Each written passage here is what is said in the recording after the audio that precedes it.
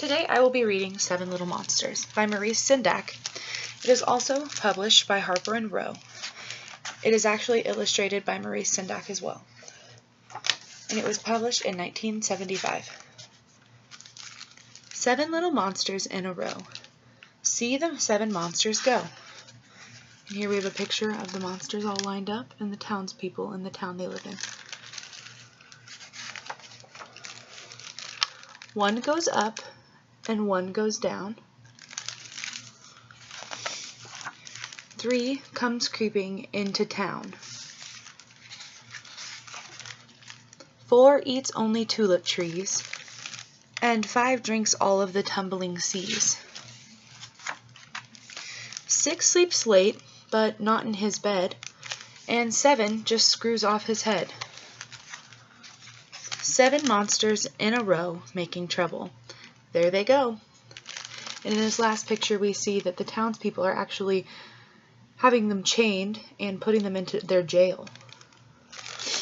So, a little bit about this book is that each of the monsters are going about their business, and then you see that each of them do something specific when they're in town. One of the worst parts about this is we only see the negative side of the monsters, and you see that each of them are doing something, and as a response, each of the townspeople are, in each illustration, except for the first, they're shooting bullets at them. So this might be seen as kind of rough, but we also have to understand that these monsters are just invading their town, so these people are trying to get rid of them.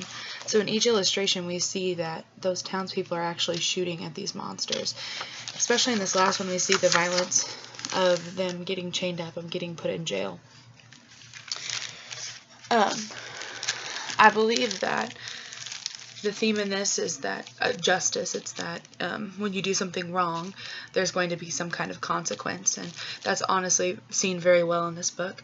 Along with that, I think there's kind of an underlying theme of the 7 deadly sins. As each of those are committing some kind of sin, they get, some kind of punishment from it.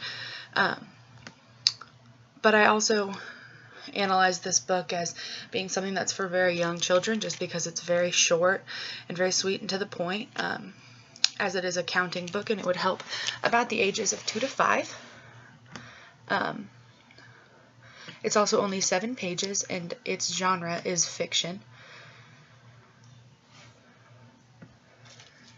I think that this is just a great lesson for kids, and it would bounce a lot of discussion around, and they get to decide, if they thought what they actually did was wrong.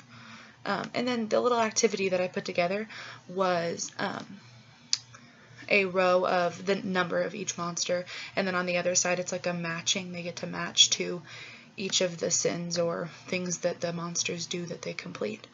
So